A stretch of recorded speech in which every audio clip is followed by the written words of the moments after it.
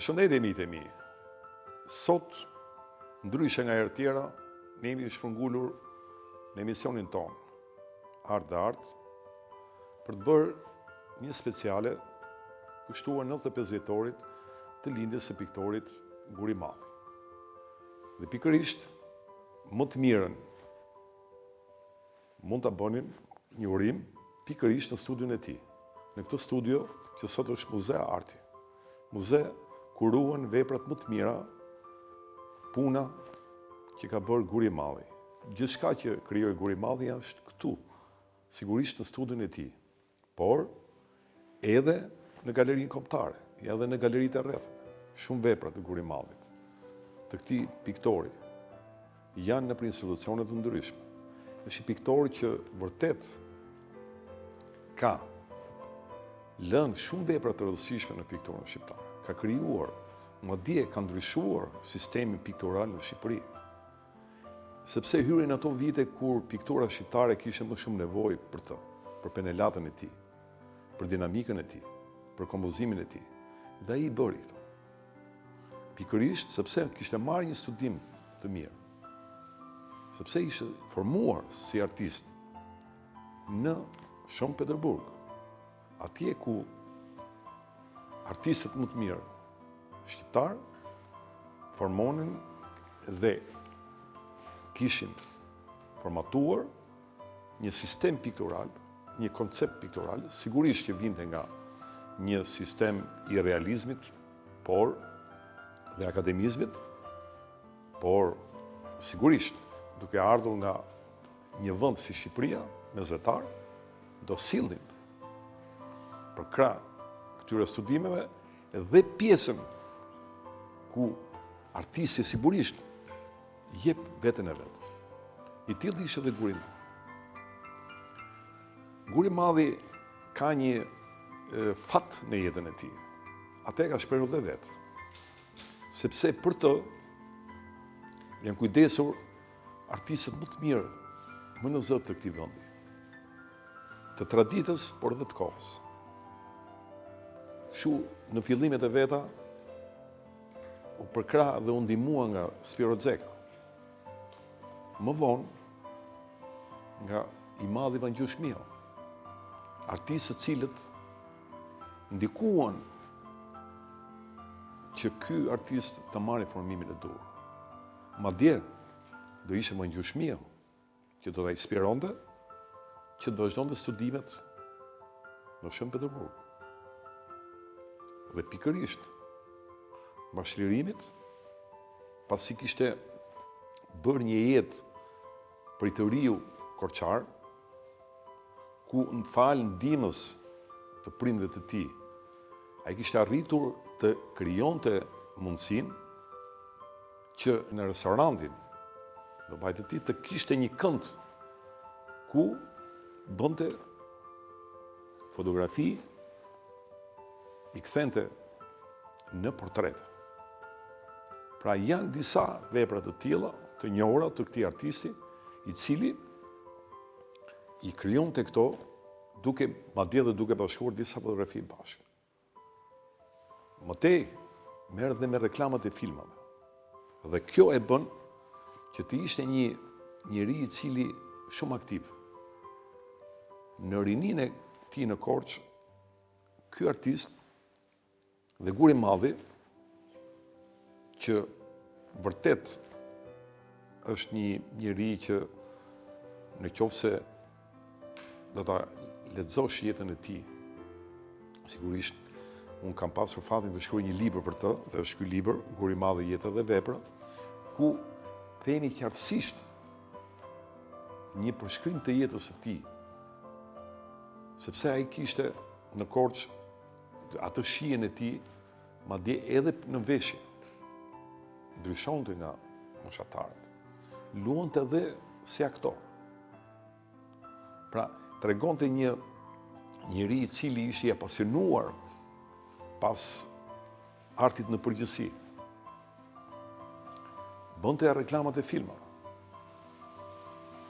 Pra, të gjitha këto japin të kuptojmë dhe e kristalizojnë këtë artist si një piktor me të ardhme.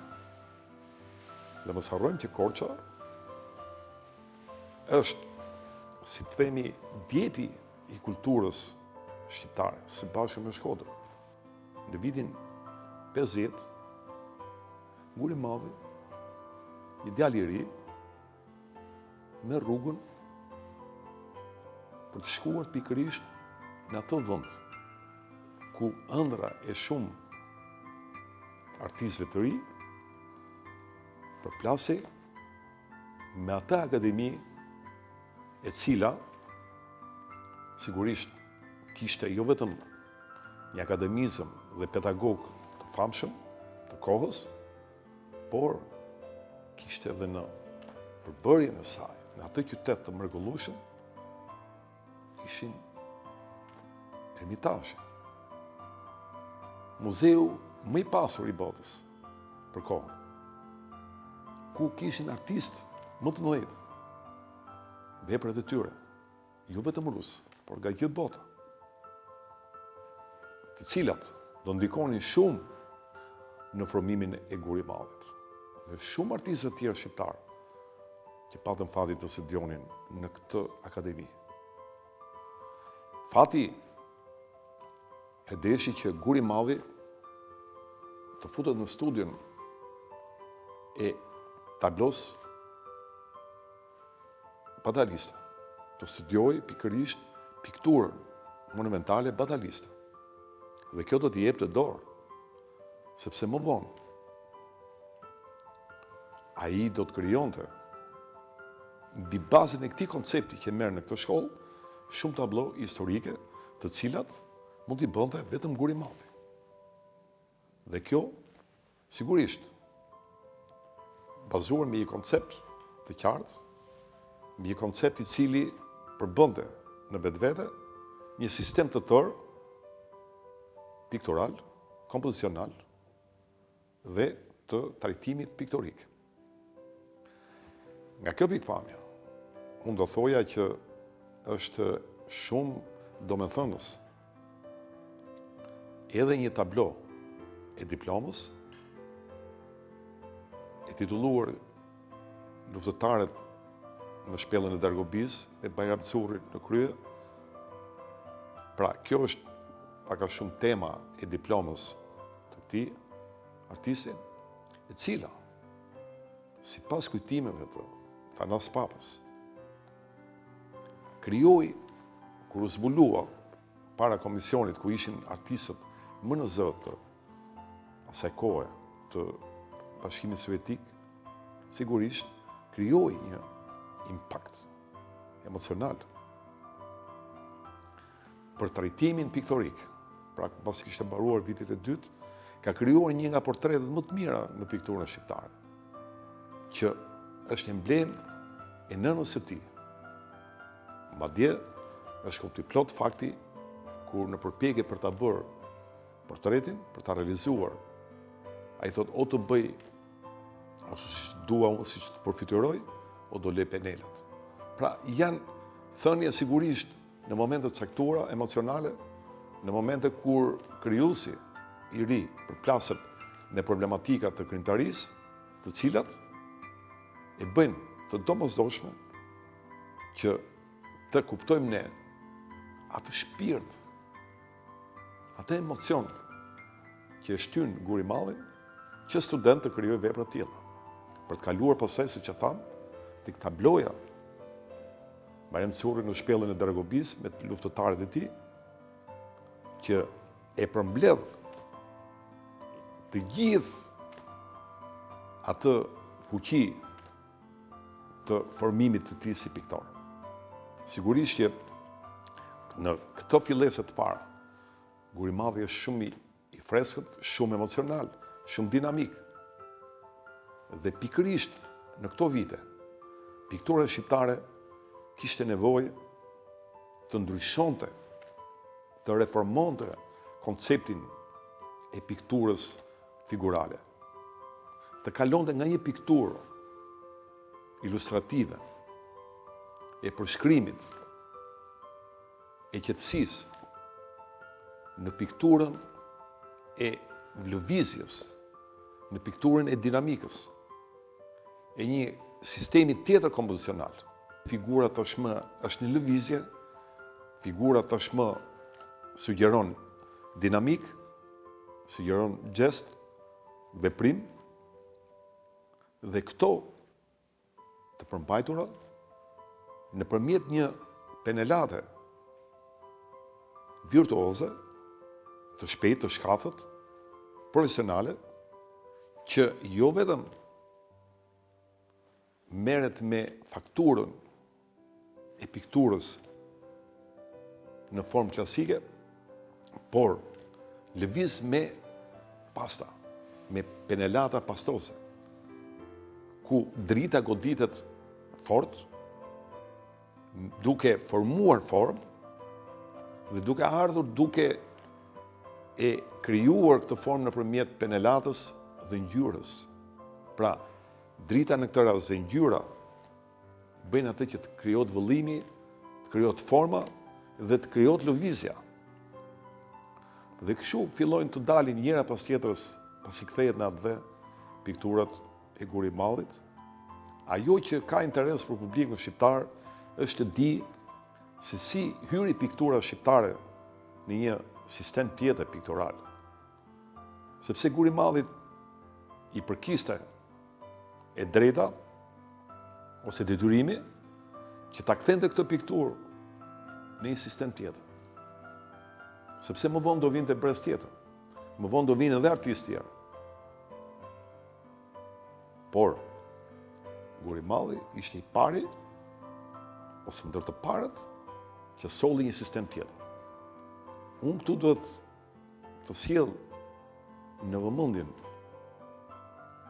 tuaj një thënie të Sali Shiaku, që më bënte përshtypje, thot Sali Shiaku, sa herë që shija tablot e Gurimallit.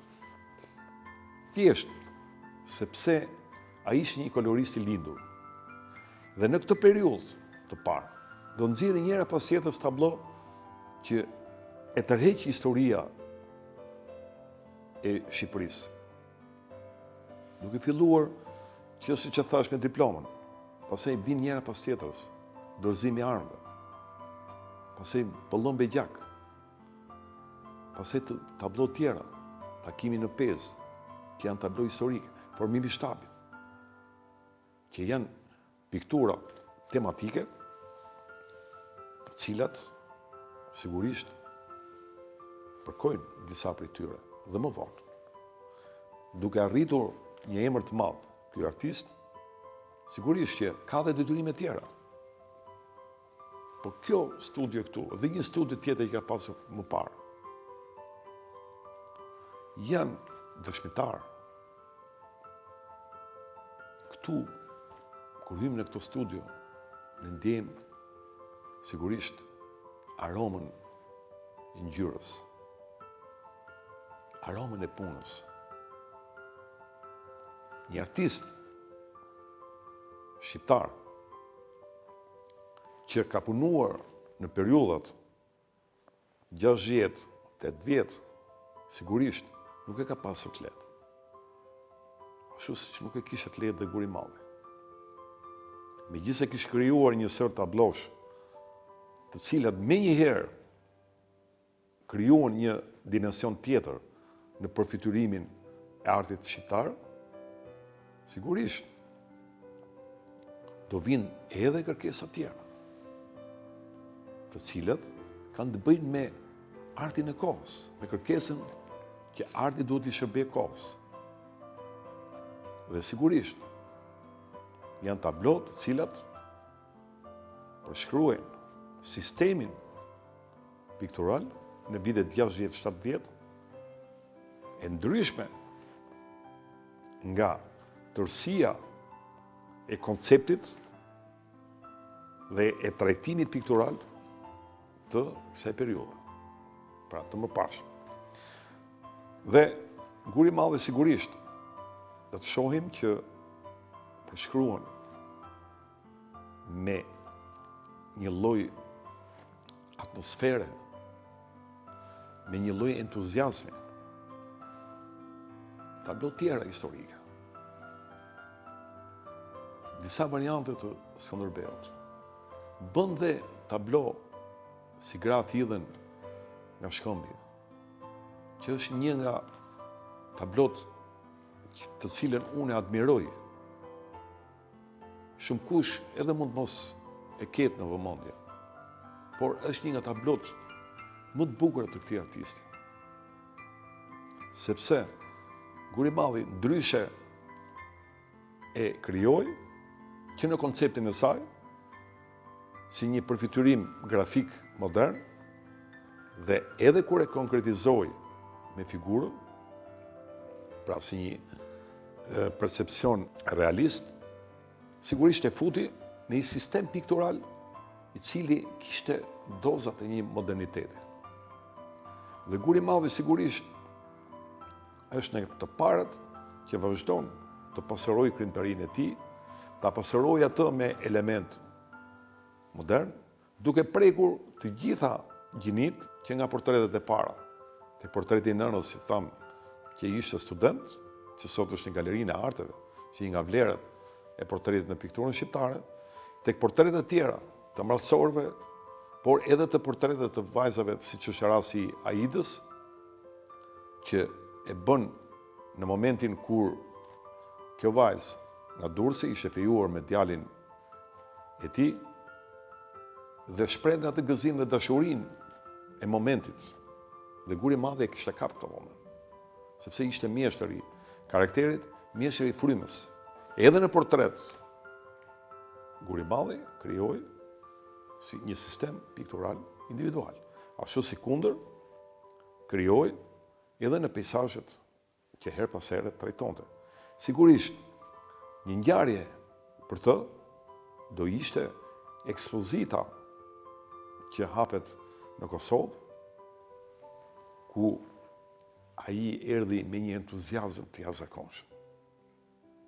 Vetëm në ditën e parë mijëra vizitorë hynë për të parë ekspozitën e piktorit Guribaldi së bashku me piktorin Kujtim Busa. Janë çaste vërtet emocionale për çdo krijues që 4000 veta të jenë brenda vetëm në inaugurimin e ekspozitës. Pra, është një ngjarje sigurisht që la mbres diku në 87. Ai bën një ekspozitë e cila sigurisht do mbetet në kujtesën e atyre që e njohin mirë historinë e artit, në kujtesën e atyre që e njohin mirë artistët, që njohin mirë lojën e artit, atë breng të madhe që nuk u lejuan disa vepra, pra u censuruan veprat e Gurimaldit në atë kohë. Një gabim fatal, sepse e prekën në shpirtin e tij, sepse kishte guxuar tashmë të hynte një sistem tjetër. Por Gurimaldi i kaloi, por i lën brezën. Aq sa që një vit më pas Gurimaldi do ndahet nga jeta. Dhe ishte një vdekje jashtë vendit të tij, një vdekje vërtet e prekshme, një hotel në Ungari, që kishte shkuar për mjekim, por gjithsesi, në këtë 95 vjetor, sigurisht edhe në tjerat rubrika që ne kemi përgatitur së bashku me Klodiano Shpendin, kolegen time dhe ekipin tim, sigurisht do nxjerrim nëpërmjet materialeve të tjera disa karakteristika. Së bashku ndahemi, mos u largoni, sepse keni një intervistë interesante që gazetarja jonë ka marrë një artiste të njohur që sigurisht e admiron piktorin. Bashkë mirupafshim.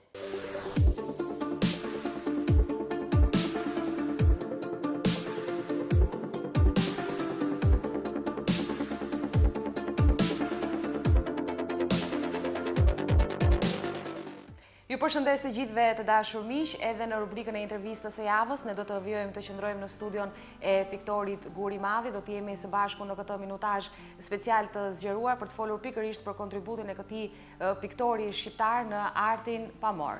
Do të flasim në këto momente me një nga, le të themi, ndjekësit më të rregullt të punës së këtij piktori, dhe ai është piktori Genc Përmeti. Unë dua t'ju falenderoj fillimisht që jeni pjesë e emisionit Art dhe Art dhe që do të ndajmë edhe pjesën e këndvështrimit tuaj lidhur me vlerësimin për piktorin Guri Madhi që përkohë le të themi edhe me 95 vjetorin e lindjes së tij.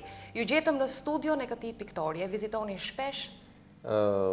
Duke qenë se kam pasur fatin, s'pari do doja që të falenderoja që më pranuat në intervistën tuaj, po kam pasur fatin që të marr leksione, unë kam qenë student i tij përgjatë viteve të Akademisë Arteve dhe them drejtën ka qenë një profesor i cili i ofronte shumë hapësirë studentëve dhe një nga ato që ai kishte domethënë në aspektin e tij human ishte që i ftonte që të bëheshin pjesë. Pra do na ftonte edhe studio për herë na ka ftuar, për ne atëherë domethënë që të vinë te studio e Guri Madhit, i cili konsiderohej një ndër piktorët ose artistët më në zë të kohës ose që ka lënë ndoshta shenjat më të forta në artin e shqiptar pjesës së dytë shekullit kaluar, ishte diçka tetë e veçantë, por mënyra se si ai komunikonte me ne, pavarësisht se ne ishim student, ishim trinj, nuk është se krijonte kompleksin e asaj quhet student pedagog. Ai ishte një njeri shumë i slirët, shumë komunikonte në mënyrën më të sinqertë mundshme dhe sinqeriteti që ai transmetonte të bënte që mos ndiheshe i kompleksuar. Bënte të ndiheshe shumë komod, sikur po flisje jo ndoshta me një bashkëpunëtar, por me një njeri i cili vërtet rrezatonte një dritë shumë pozitive, domethënë qoftë në komunikim, duke na çliruar nga shumë kompleksi që mund të kishim për kohën. Dhe natyrisht ftesa e tij për të ardhur në studion për ta vizituar, jo vetëm unë, po dhe studentë tjerë, ishte shumë tunduese, askush nuk mundi të rezistonte dhe që atëherë një farë mënyre e gjej kohën për të qoftë edhe për rrethanet e tjera pasi edhe miqësitë që mund të kemi me njerëz të afër familjes, që të kalojmë dhe një farë mënyrë edhe të çmallemi, jo vetëm me punët e tij, se punët e tij ne mund gjejmë mënyra për t'i parë edhe në muzeum ose në galeri, por edhe vetë me intimitetin që ka krijuar studio e këtij artisti dhe që shpresoj të vazhdoj të funksionojë, jo thjesht si një studio, por edhe një farë mënyrë edhe si një lloj muzeu, ku ne të fillojmë të ballafaqohemi me atë me trashëgiminë artistike të cilën ai la, sepse është një trashëgimi e cila nuk është thjesht disa vepra që u krijuan dhe mbetën, por është një lloj trashëgimi e cila vazhdon, jeton dhe kur sa që vi që shikoj shoh një lloj kontinuiteti, shoh një lloj vazhdimësie, sikur jeta vazhdon këtë studio. Ju pëlqen fakti që e keni kthyer edhe në një lloj tradite apo jo faktin e të vizituarit shpesh studion e këtij piktori të madh. Çfarë gjeni sa herë që vini? Thjesht ktheheni pas në kohë, çfarë konstatoni sa herë që jeni këtu? Ajo që është interesante është se nuk është se këtu koha ka ngecur. Nuk është se unë kthehem, vi këtu për të kthyer pas në kohë, jo. Ajo që unë kam mbas disa vitesh që s'kisha ardhur, vura re gjëra të cilat unë kisha vënë kur kam ardhur për herë të parë 87-ën, 88-ën që kam ardhur, atëherë nuk i perceptova dot. Ndërkohë që ne u entuziazmuam shumë kur erdhëm në studion e atëherë bashkë me profesorin, që kishte një dinamizëm të jashtëzakonshëm për moshën e tij, domethënë ai ishte një njeri me një dinamikë të jashtëzakonshme, ishte shumë vital. Dhe kur na ekspozoi veprat të cilat ai bëri ekspozitën e 88-s, mos gaboj, që ishte një ekspozitë shumë befasuese për mënyrën se si ai ofroi punë të reja, kishte një dritë tjetër, kishte një dinamizëm, kishte një nerv shumë, si thosh, makina kur ka 5-6, kur ka 4 marshe, 5 marshe, ai kishte fut marshin e fundit dhe ishte në kulmin e akselerimit. Dhe ne një farë mënyre përveç punëve të tij tradicionale që kishte nga Akademia e Arteve e Bashkimit Sovjetik, njëkohësisht edhe punë që gjithë njihnin ato punët ikonike që i kishin parë në muzeume, veprat bataliste apo veprat epike, pam një tjetër profesor, pra pam një tjetër Guri Madhi, një Guri Madhi me një lloj drite, me një lloj optimizmi për jetën, me një lloj energjie që nuk e kishin parë më parë, qoftë edhe me eksperimentimin. Ai kishte marrë ngjyrën dhe kishte çuar në limit. Pra duke eksperimentuar me ngjyrën deri në limitet e saj ku pak a shumë një farë pikpyetje nga ne ishte a do lejon që të ekspozohen këtë punë apo nuk do lejon të ekspozohen. Dhe fatmirësisht ato në 88-ën arritën të ekspozohen. Ishte një thua një surprizë për gjithë shikuesit, për gjithë konsumatorët e artit, qoftë edhe për vetë artistët. Jo të gjitha veprat. Jo të gjitha, natyrisht, ishte pamundës se ai prodhonte, ai ishte një njerëz shumë prodhimtar. Ai kishte një energji të jashtëzakonshme të cilën e materializonte me vepra. Por sot, mbas ka kaluar 29 pothuajse 30 vite që atëherë vi zbuloi element të rinj. Për shembull, një nga elementet që kam zbuluar dhe që kam mbetur i befasuar ishte kur pash një fragment të një pune të profesorit, e cila kishte elementet e autoportretit. Dhe në këto ajo ishte një vepër e fillimit viteve 60, kam përshtypjen duhet të jetë 60-61-shit, dhe aty pash autoportretin e profesorit, por aty pash edhe një lloj, domethënë mënyra se si ishte kompozuar, se si ai kishte operuar me ngjyrat, mënyrën e fakturave se i kishte ndërtuar, mënyrën se si i kishte dekonstruktuar autoportretin, që për mua është një autoportret i tij, aty pash një lloj autoportreti të asaj të cilët më vonë, në mesin e viteve 60 e pam, ose fillimin e viteve 60 e pam te Francis Bacon.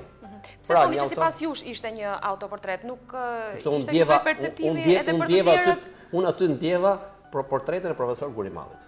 Pat përtej pra asaj që shite syri? Dgjoj, artisti sheh për herë përtej asaj të cilët nuk shohin një sy i pastërvitur ose një sy i zakonshëm.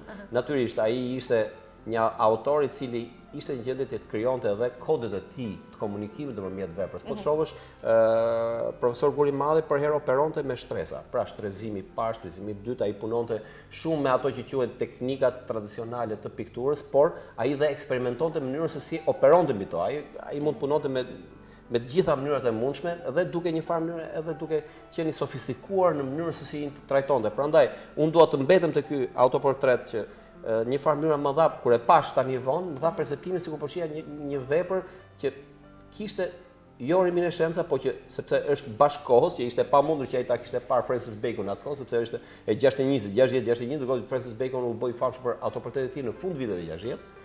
Dhe u të them drejtën, unë ndjeva jo vetëm thjesht i befasuar, por dhe i kënaqur. Se pash një Gurimall të cilët shumë njerëz nuk i kishin parë më parë. Dhe kjo në një farë mënyrë më dha një lloj dhe satisfaksioni personal, por që desha ta ndaja me të gjithë ata që njëja që shiko, profesori ka dhe një dimension cilën ndoshta nuk e kemi vëre, ka dhe për shembull ka dhe bocetet që ka bërë në fillim viteve 60, bocetet të cilat ato as nuk u ekspozuan kurrë. Bile me sa diun e ekspozuar vetëm kohët e fundit, në një kam parë në një ekspozitë që u organizuar një prej universiteteve ku ishin bocetet që janë bërë bardhëzi dhe ato të kujton një farë mënyrë ato që quhet perioda negre e Francisco Goyës, ka një dinamik të jashtëzakonshme që ndoshta për kohën ishte e pa toleruar që të ekspozoheshin dhe natyrisht veprat më të mira për mendimin tim të profesor Gurimallit janë ato të cilët ai i përgatiste për të bërë vepra të mëdha dhe normalisht pastaj duhet futej në nuk mund ishin realizmi socialist kishte ca kanone, të cilat duheshin respektuar. Ndryshe pastaj nuk mund të krijonte më. Dhe pikërisht këto bocetet të cilat ai nuk e ekspozoi kurrë kanë një dimension tjetër të këtij artisti, të cilët duhen ripar. Për mendimin tim ka ardhur koha që të rishihen dhe të riekspozohen. Duhet të ketë një vëmendje tjetër sepse nëse flasim për artin viziv, artin figurativ të gjysmës dytë shekullit kaluar, një nga ikonat e kësaj periudhe dhe mos them që mund të jetë nga më të diskutuarit, jo debatuarit, nga më të diskutuarit është profesor Gurimalli.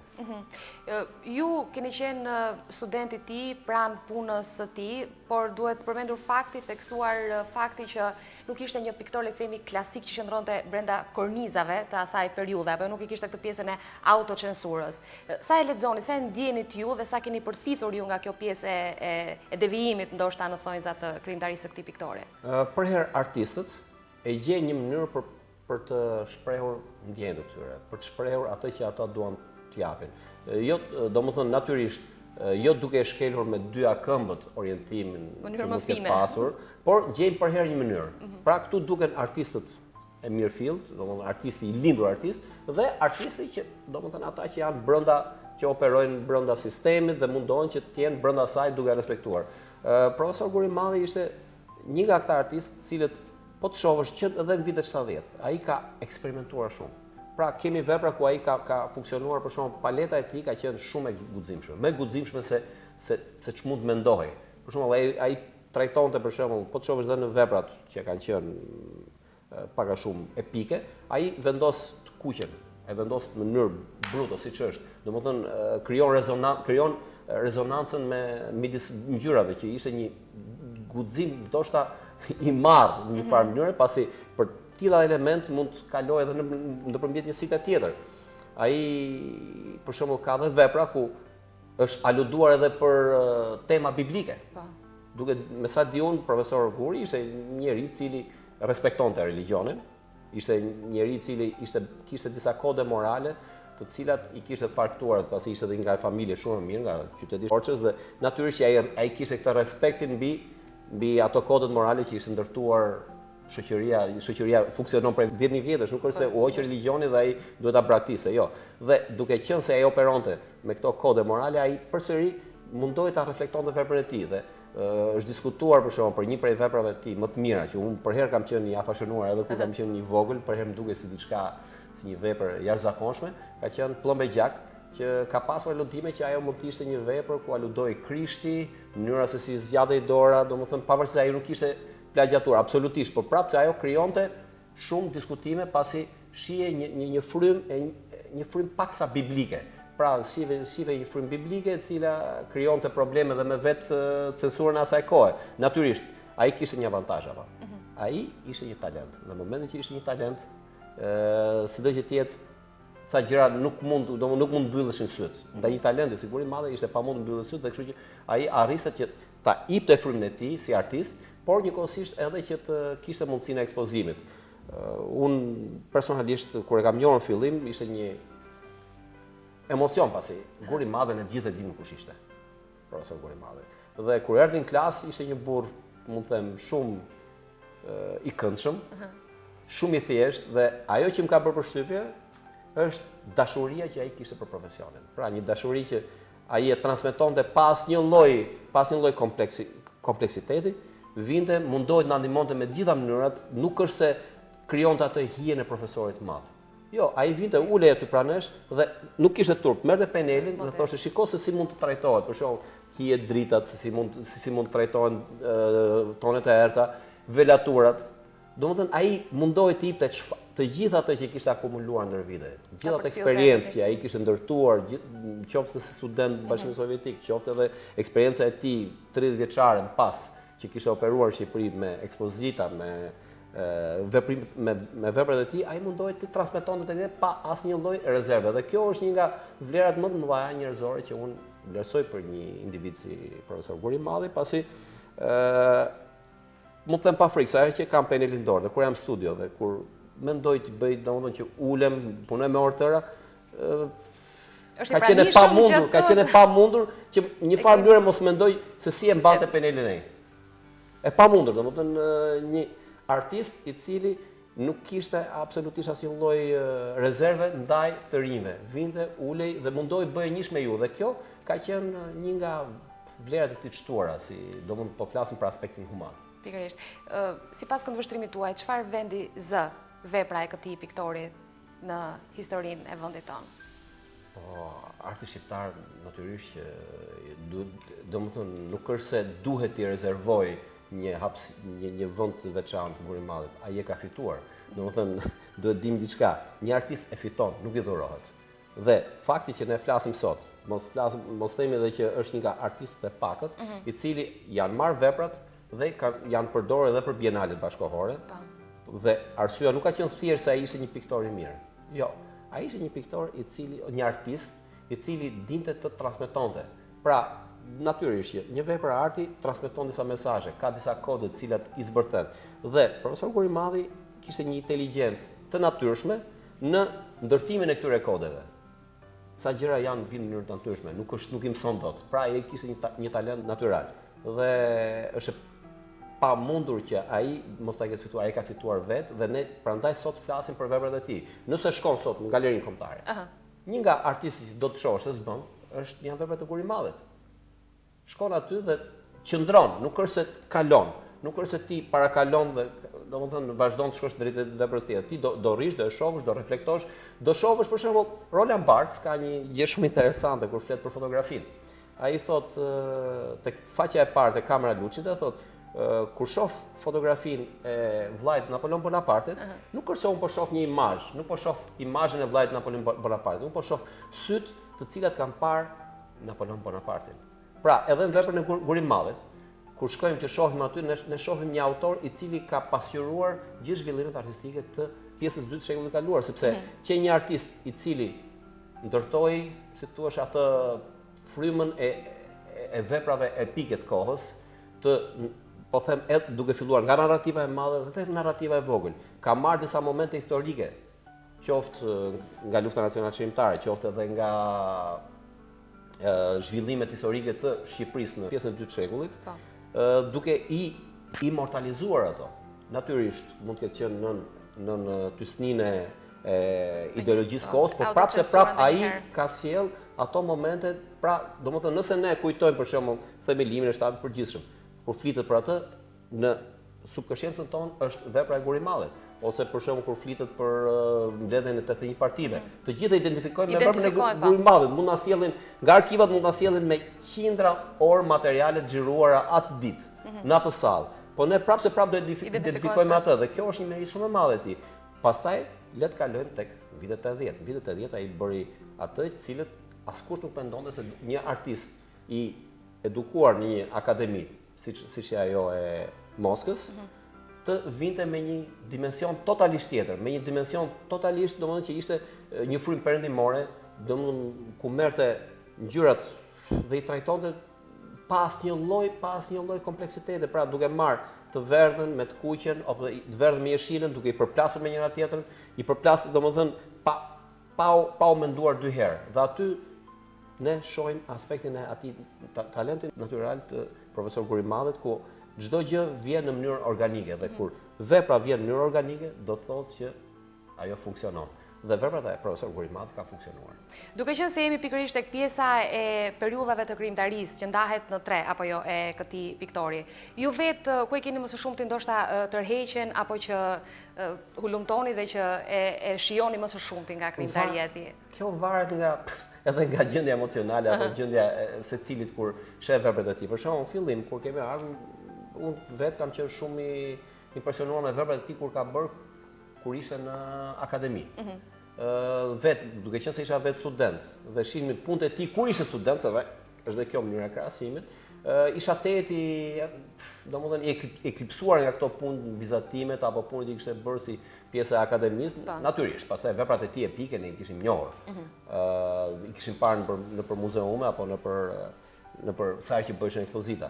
Po që ajo na bëri shumë përshtypje. Tani momentin që ai bëri ekspozitën e vitit 88, kjo pastaj ishte një moment kthese, ku një farë mënyre edhe ne që ishim të rinj na dha një lloj drite jeshile që ka ardhur koha që nuk duhet që të keni më frikë. Merrni paletën, hidhni ngjyrat, mos u kompleksoni, nuk duhet që të bëni diçka e cila të shkojë me ndoshta me frymën e kohës apo me frymën e asaj që duhet bërë. Bëni ato që doni vetë. Dhe kjo ka qenë mesazhi më i mirë i cilin ai ka dhënë. Ndërkohë që ai guxoi dhe këtë do qëndroj edhe pak më tepër, sidomos në fund të veprave të tij, ai merr edhe me tema të tilla, të cilat për kohën konsideroheshin si gjëra që nuk mund të bëheshin. Për shembull, ai ka një çift i shtrirë në plazh. Me atë pjesën totalisht vetëm dielli që bie, një çadër dhe një çift i shtrirë buz plazhit, ku ka një lloj boshësie, nuk ka marrëdhënie, ka domethënë vetëm marrëdhënia midis çiftit dhe absolutisht asnjëri tjetër, ndërkohë që për kohën atëherë duhet të kishte që ishte optimizmi, që ishte marrëdhënia midis njerëzve, që ishte kolektiv, domethënë pjesa e kolektive, domethënë njeriu nuk funksionon si një vetëm apo si një familje vetëm, por funksionon është në funksion të një shoqërie ndërtuar etj etj. Dhe kjo ka qenë për mendimin tim ishte një mënyrë se si mund të ishte një lloj sfide ndaj asaj që quhet korniza e kohës. Unë do doja që një farë mënyrë të këtyre veprave të tjera rikthehen. Për shembull ka pasur për shembull tifozat. Deri atëherë sporti ishte një quhej entertainment, quhej diçka argëtuese, po nuk ishte diçka e cila njerëzit mund të shkonin të investoheshin shpirtërisht kaq shumë. Ishte thjesht argëtim. Dhe ai te tifozët jep atë pjesën intime të njerëzve, se si e përjetojnë zhgënjimi, gëzimi, emocioni, element cilat shkojnë në atë që përbëjnë ADN-n personale të secilit individ. Dhe këtu ai guxoi fort, duke marrë tema të vogla, por që ishin dhe të shqetësuese për atë kohë. Pra, ishte izolimi i individit, për shembull, një çift i cili është në plazh dhe që sheh detin dhe ka një çadër që i bën pak sa hije, kjo është pjesë e izolimit. Ai tregonte që dy njerëz këtu janë të izoluar dhe shohin nga deti. Tani, se sa e ka menduar kështu profesori, po unë që besoj me inteligjencën që kishte ai, ashtu e ka menduar, sepse ai ka pas dhe një diçka që nuk fliste shumë. Ai fliste shumë për artin, mund fliste shumë për mënyrën se pikturohet, po që ishte njëri i mbyllur dhe unë kam përshtypjen një nga arsyet që ai komunikonte shumë me studentët ka qenë sepse në pjesë të tjera pastaj ai ishte shumë i rezervuar, nuk para komunikonte, fliste vetëm për artin, sidomos me të rinjt, ndërsa pastaj tërhiqej në studion e tij ku ai kishte krijimtarinë dhe shprehte gjithë shpirtin e tij. Sa ka ndikuar tek ju studentët apo sa ndikon në mënyrë indirekte sot tek kësaj dite në krijimtarinë tuaj? Personalisht unë vazhdoj akoma e kam si i referohem, them drejtën, sepse ai nuk ishte thjesht një piktor tradicional. Po të shohësh ai ka një dritë te gjithë veprat e tij, ka një dritë pak çuditshme, një dritë e cila e bën atë bashkëkohore, sepse mund të kemi shumë autor, të cilët janë realist, punojnë me mjete tradicionale, por që kanë këtë problemin e bashkëkohësisë. Ndërkohë që po të shohim veprat e profesor Gurimallit, aty ndihet bashkëkohësia, ka një dritë, për shembull po të shohësh veprën që ka mbledhja e 81 partive. Shohësh aty ka një dritë e cila krijon atë që quhet bashkëkohësi. Sot bëhet një debat shumë i madh ku thlitet që bashkëkohore mund të jetë kjo, mund të jetë ajo. Por ajo që e cila të gjithë kanë rënë dakord është që mund të përdorësh të gjitha mediumet, të gjitha mjetet për sa kohë ato transmetojnë frymën në cilën ti ke operuar. Pra, të transmetojë atë ambient në cilën ti ke operuar, atëherë ajo e ruan bashkëkohësinë. Dhe unë po them pa frikë që profesor Gurimalli është një nga autorët i cili e ka ruajtur atë që quhet bashkëkohësi dhe unë besoj që edhe për shumë dekada ne do vazhdojmë të referohemi dhe jo vetëm unë, po edhe historianët e artit, ato që studiojnë gjithë zhvillimet kulturore apo artistike që ndodhin në vendin tonë. Dhe në mbyllje shumë shkurtimisht duke qenë se ndodhemi në studion pikërisht të piktorit të madh Guri Madhi, çfarë do të bëjmë më së shumti ndoshta për të evidentuar apo për të tërhequr pikërisht të gjithë edhe pjesën e ardarsve në Tani, për mendimin tim, për profesor Gurimadhin ka shumë gjëra të cilat duhen diskutuar. Për shembull, ai ka shumë vizatime, të cilat personalisht unë i dashuroj, personalisht, por që ndoshta ka ardhur koha që ato duhen ripar si një tër. Pra, nuk janë thjesht skica apo vizatime të momentit. Njeriu që në momentin e parë kur filloi të bëhet koshient, deshi të tregonte një histori. Pra, ai gjuetari që shkonte gjuante për bizonin apo çfarë do lloj, mbasi mbaronte gjithë detyrat e tij familjare, sepse struktura familjare ka ekzistuar për herë, në fund fare ai deshte ta pasqyronte atë që kishte bërë. Dhe çfarë bënte? Merrte diçka për ta vizatuar, pra ai krijonte një storyboard. Fillonte dola për gjah, vrava bizonin, e mora, e çova në shtëpi. Pra dhe ai nëpërmjet vizatimit, nëpërmjet një linguzhi vizual mundohet ta japë gjithë këtë histori. Dhe këtë njëjtën gjë unë do doja që ta shihja edhe në rastin e profesor Gurimallit, pra të marrin të rishihen gjithë vizatimet e tij, sepse brenda atyre vizatimeve ne kemi një histori të tërë. Nuk është historia thjesht e një ndërtimit të një vepre. Aty ne kemi një historinë tonë. Dhe ajo histori shihet nëpërmjet mënyrës se si ai ka vizatuar, mënyrës se si ka konceptuar, mënyrës se si ka krijuar kontinuitetin. Kemi një histori e cila duhet transmetuar. Dhe kjo besoj që duhet të jetë një nga këndvështrimet që ne duhet ta shohim, sepse veprat e tij pikturës ne i kemi parë, janë folur, janë mbrojtur doktoratura me sa di unë.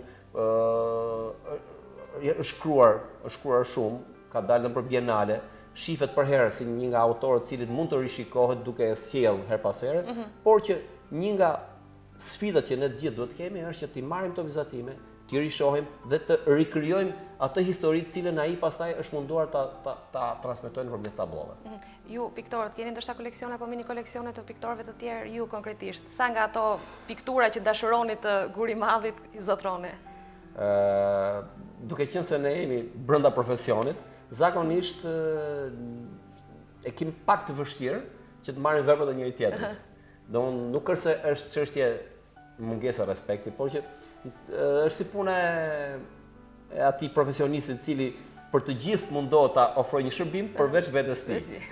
Unë do t'i falenderoj shumë që ishit pjesë e emisionit Art dhe që ndam së bashku këto kujtime. Do ju falenderoj që ju të paktën her pas here jepni një hapësirë dhe sidomos në rastin e 95 vjetorit të lindjes profesorit. Do doja t'ju falenderoja, pasi është një tribut i merituar për një artist i përmasave të tij. Faleminderit edhe një herë.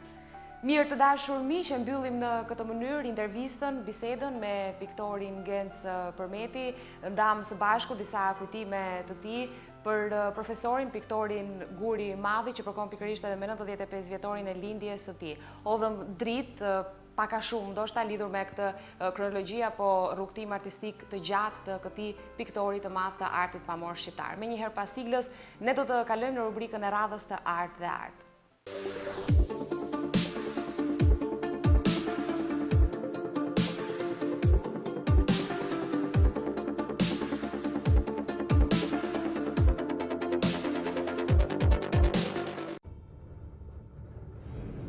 Francisco Goya lindi më 30 mars të vitit 1746 dhe ishte piktor spanjoll. Konsiderohet edhe si i fundit i mjeshtërve të vjetër dhe si i pari i pikturës moderne. Goya ishte një piktor i kurorës spanjolle dhe një kronist i historisë. Pati element armiqësor dhe subjektiv në artin e tij. Gjithashtu, trajtoi guximshëm edhe bojën. Francisco Goya ishte model për punën e brezave të artistëve të mëvonshëm, sidomos për Manet dhe Picasso.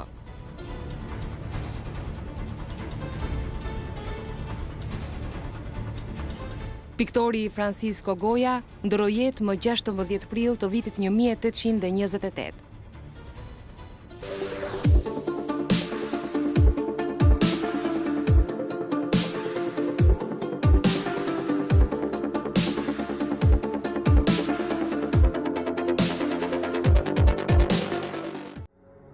Jeta dhe vepra e piktorit Guri Madhi. Këtë libër për Guri Madhin e kam shkruar nisur fillimisht nga dëshira për të vlerësuar një piktor që më ka pëlqyer që në fëmijëri. Më vonë, duke u futur në botën e artit, njoha më mirë virtytet njerëzore dhe aftësitë profesionale. Gjithashtu, kisha edhe një detyrim moral për të evidentuar punën e piktorëve tanë, të cilët kanë jetuar dhe krijuar në realitete historike të dhimbshme. Sot ne kemi mundësi më të gjerë të ruajmë pa anshmërinë në analiza dhe të bëjmë vlerësime reale. Koha na ndihmon për të përcaktuar realisht vendin që secili ka në historinë e artit. Guri Madhi në tërsinë historike të vlerave të krijuara ka mbyllur jetën si protagonist në artet vizive, ndonse i përket brezit që ishin detyrimisht të shtyrë për të luftuar në mënyrë përballuese mes vlerës që përpiqeshin të krijonin vetvetes dhe imponimit që ushtronte politika. Artistët kanë privilegjin të kenë dhe një botë të dytë, atë të veprës që mbetet e përkohshme apo e pavdekshme, që mbetet si pjesë e një ndërgjegjeje shoqërore, si kontribut i një njeriu për vendin. Me këtë libër po përpiqemi të japim të dhëna më të plota për jetën dhe veprën e Guri Madhit. Besoj se duke ju bashkuar synimeve që ka edhe Galeria Kombëtare e Arteve për të rilevuar vlerat më të mira të artistëve shqiptar, unë me modesti vetëm sapo prek një pjesë të historisë së popullit tonë. Besoj se nisma tona që vepra artistike, epoka, do jenë më të njohura për publikun. Artistët si Guri Madhi janë një pjesë e historisë sonë, e vlerave që mbajnë ndezur kujtesën artistike në rrjedhën e shumë viteve. Autori Abaz Hado.